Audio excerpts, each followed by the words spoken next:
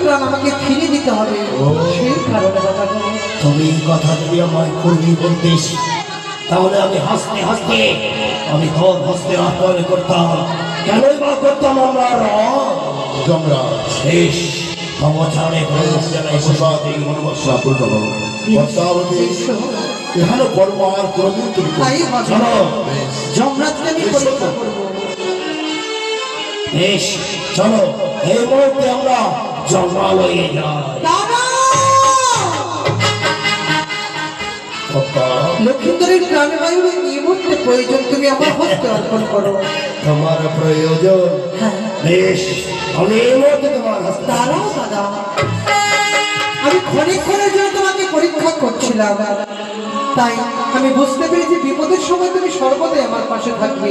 বেশ বেশ দাদা, তোমার চরণে প্রণাম। আমি আসতে পারি? তুমি ভুলে যাও না যমরাজ আমার সম্মুখে কথা দিয়েছে, তাই তোমাকে চিহ্নস্ত করবে। চলো কিন্তু চরণে শতকোটি প্রণাম। এসো করি বলবো এসো বেশ, তাই আসো। আলোক শ্রীরান্দ আলোক কোথায় কান মাগিনি?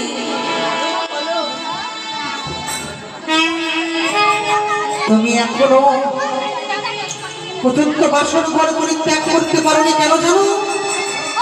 চাঁদপুত্র লক্ষ্মীন্দরকে ধ্বংসন করা মাত্র তোমার সর্বদেহ যেন আবার বিষাদে পরিণত হয়েছে। তাই তুমি ক্ষণে বিশ্রাম করে যখনই বেহুলা বাড়ি বাসর ঘরের কপাট খুলবে, সেই মুহূর্তে